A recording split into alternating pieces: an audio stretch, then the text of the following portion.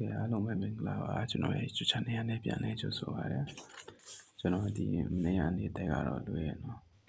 နေ့တက်လို့ဒါပေမဲ့ကျွန်တော်တို့ပတ်ထွက်ပေးလေးဆိုရင်ဒီမှာ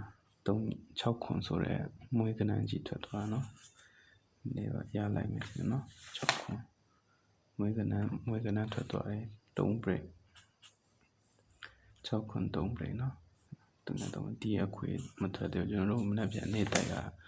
ဘယ်လိုထိုးမလဲဆိုရင်နေတိုင်နေထိုးမယ်ပြီးလို့ရှိရင်ကျွန်တော်ဒီနောက်ဆုံးနေ့ဖြစ်တဲ့မွေးတပတ်စာကတ်ထဲကနေထိုးမယ်နော်တပတ်စာကတ်ထဲကနေထိုးမယ်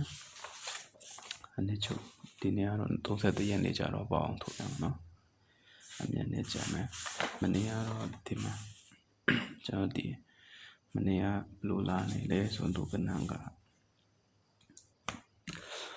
နန်းဘလို့လာနေတယ်ဆိုရင်တော့အဲ့လိုမျိုးဒီဘက်ပင်ပေါင်းတာကဒီဘက်ကမားနေရနော်305ချိန်ဆိုရင်မကြဘူး89ဆိုရင်ခုနှစ်မကြဘူး9349ချိန်မကြဘူးဒီကမားနေ3ချိန်မာတော့နော်3ချိန်မာတော့တယ်ဒီမှာကျတော့အမြဲတမ်းမှန်ခဲ့နော်ဒီဘက်တချန်တရားနေစာမာတာတရားနဲ့မာတယ်3ချိန်မြောက်ရှိသွားပြီပေါ့3ချိန်မြောက်ရှိသွားပြီဖြစ်တဲ့အတွက်ကျွန်တော်ကဒီမနေ့ပြန်ကြရင်ဘာကြည့်မလဲဆိုရင်ဒီဘက်ချန်ကမှန်နေနော်ဒီဘက်ချန်ကတင်းနဲ့တင်းတရားနဲ့ပေါင်းလိုက်ရင်94ချိန်ဆိုရင်ဒီမှာ4ကြတယ်နော်ဒီမှာ4ကြတယ်69ချိန်ဆိုရင်ဒီမှာ94ချိန်ဆို9ကြတယ်69ဆိုရင်53ညဟောဒီမှာရေးရမှာ53ညဆိုဒီမှာ3ညကြတယ်ပြီးလို့ရှိရင်53ညဆိုရင်3ညကြရတယ်ပြီး3ညဆိုရင်ဒီမှာ16ဆိုရင်ဒီမှာ6ကြရနော်အဲ့ဆိုဒီဘက်ချမ်းကမှန်နေနော်ဒီဘက်ချမ်းမှန်နေတယ်ဆိုရင်ဒီဘက်ချမ်းကတစ်ခါပဲမှားခဲ့တယ်ပြန်မှန်ခဲ့နည်းနည်းအမြဲတမ်းမှန်ခဲ့အဲ့ဆိုရင်ကျွန်တော်ကဒီနေ့ကျတော့13ဆိုရင်မှ1နဲ့3နဲ့ပေါင်း4ပါဝါ9ချိန်ဒီမှာပါချိန်ရလဲဆိုရင်9ချိန်နော်9ချိန်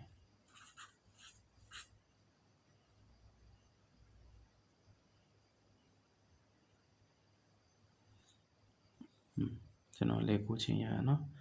ပြီးလို့ရှိရင်9ကိုဘယ်လိုထိုးမလဲဆိုရင်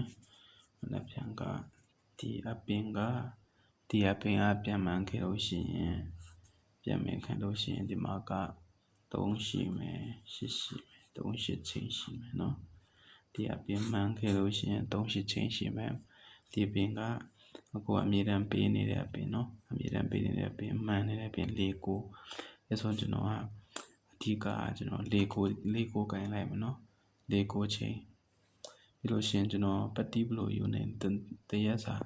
အချိန်ကိုဘလို့ယူနေလဲဆိုဒီလိုယူနေရနော်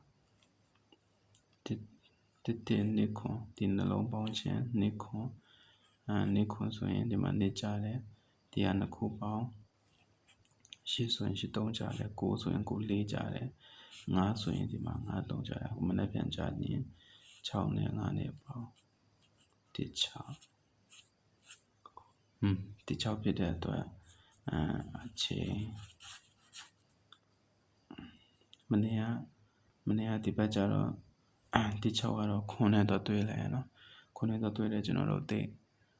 အဆင်မပြေလိုက်ဘူးပေါ့အဲဆိုရင်ကျွန်တော်တို့ထိုးရတပတ်စာကလည်းပါကြံခဲ့လေဆိုရင်ကျွန်တော်ဒီမှာ3ခုပါတယ်3 9 break တလုံးရှိတယ်ပြီးလို့ရှိရင်ဒီခွန်ပတ်တီးရလဲသူကဂျာရာပဒီနဲ့မှတော့ကြာနေအင်္ဂါမကျော်နော်ကြာနေလေကျော်သွားတဲ့ဒီခါတော့ ဒီတမဲ့ဒီမွေးကနန်းနဲ့တွားတည်နော်အဲ့ဆိုကျွန်တော်အခွေကြံမယ်နော်အခွေကြံခဲ့တယ်အဲ့ဆိုကျွန်တော်တို့ချုပ်ပြီးထိုးခဲ့လိုက်မယ်နော်ဒီ6ချိန်အဲ့ဆိုကျွန်တော်တို့ဒီမနက်ဖြန်ကဘာပရိနဲ့ထိုးမလဲဆိုရင်ထိုးကွက်က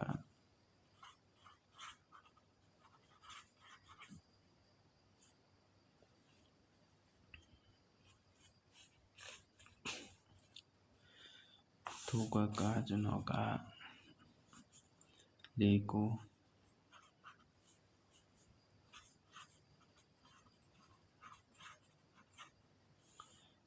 ချိန်နဲ့ထိုးမယ်ပြီးလို့ရှိရင်ဒီဘက်က38ချိန်နဲ့ထိုးမယ်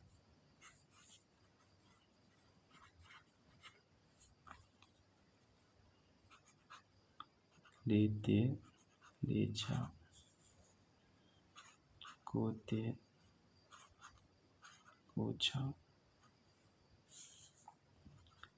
3 6 8 6နော်ဒါ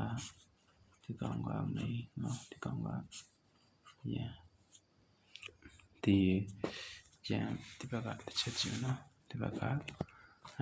ထိုးကွက်ဒီဘက်ကရန်ကျွန်တော်ဒီတစ်ခွန်တုံးလေးနော်တစ်ခွန်တုံးလေးခွေမှာတစ်ခွန်တုံးလေးခွေမှာကျွန်တော်တို့ဘယ်လိုယူထိုးမလဲဆိုရင်အများကြီးမျိုးကျွန်တော်တစ်6တစ်ပါတဲ့ဥစ္စာတစ်3လေးပြည့်ယူမယ်နော်တစ်3ယူမယ်ကျွန်တော်တပတ်စာထဲမှာပြောနေရတော့အခွေကျွန်တော်ရှင်းခဏနေကြရင်ကျွန်တော်ဟိုတကယ် main ကွက်တွေပြန်ယူပြီနော်တစ်ခွန်အခွေနော်တစ်3ပြန်3လေး3ခွန်တစ်လေးဒီကောင်ကကျွန်တော်main လို့ပြောလို့ရနော်ဒီကောင်ကဒီအခွေမဲ့ကျွန်တော်တပတ်စာတည်းကဒီနေ့ကျတော့ကျွန်တော်တို့အပိတ်နေဖြစ်တဲ့အတွက်ချင်းချင်းပြီးထိုးရမယ်နော်အကုန်လုံးတော့ဒီမှာတော့ all လိုက်လို့မရဘူးဆိုရင်3ည3ခုပါတယ်3ည3ခုပြည့်ဆိုရင်3ည3ည3ည3 3ည9 3ည3ည3 3ည9နော်ပြီးလို့ရှိရင်3ညဆိုရင်3ခွန်ပြီးလို့ရှိရင်3ညနော်3ပြင်9ဆိုရင်3 6 9ဆိုရင်ဒီ9ပြီးလို့ရှိရင်9 3ဆိုရင်9 4ပြီးလို့ရှိရင်9 3ညနော်အဲဆိုရင်ကျွန်တော်ဒီမှာဆိုရင်ပေါ်လာမဲ့ဟာပဲဘာလို့ရှိမလဲဆိုရင်3ခွန်တစ်လုံးရှိမယ်3ခွန်ရှိမယ်3 6 3ည3ရှိမယ်3ည9ရှိမယ်ကျွန်တော်ဒီနေ့ကိုင်မဲ့ break ကကျွန်တော်တစ်ချက်ရေးပေးမယ်နော်ဒီနေ့ကိုင်မဲ့ break က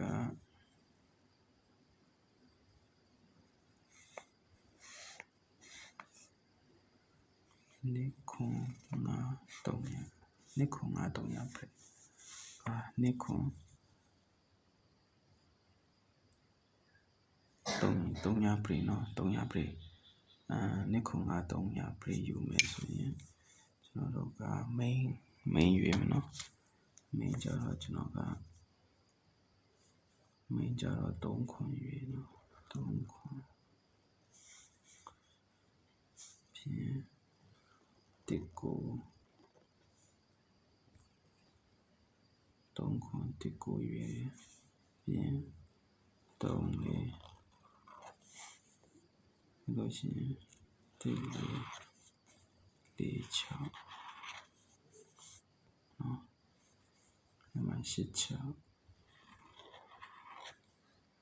ဒီ6တလုံးရွေးမယ်ဒီ6လေး break ပြီးလို့ရှိရင်ဒီမှာ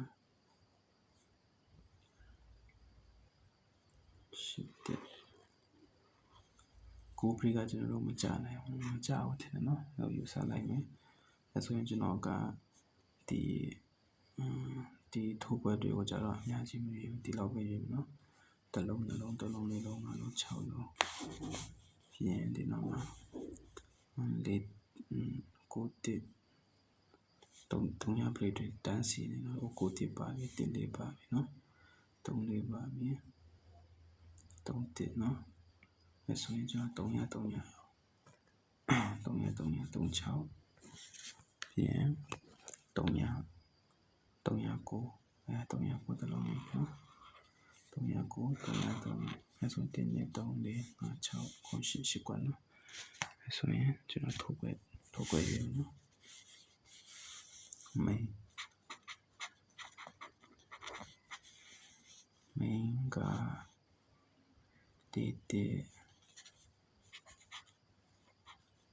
တေလေးချ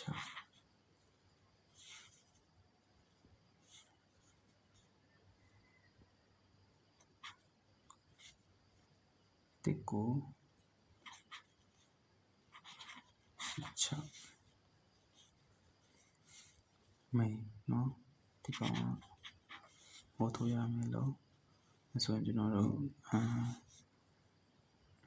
တစ်လေးပြီးလေး6ပြီးပြီးရင်3ခုတစ်ကိုပြီးပါနော်တစ်ကိုပြီးတော့ကျွန်တော်ဒီမှာပါချက်မယ်ဆိုရင်300 3ခု309 3ဒါရတရားထားတယ်နော်ဒီမှာလေးချောင်းတစ်ကို86နော်300 3ခု309 3တရားဒီနေ့တော့ကျွန်တော်တို့အပိတ်ကိုအိမ်နဲ့လွှဲမယ်နော်အဲဆိုရင်ကျွန်တော်တို့ဒီကောင်တွေ့မယ်နော်โอเคအကုန်လုံးပေါက်ကြပါစေနော်အပိတ်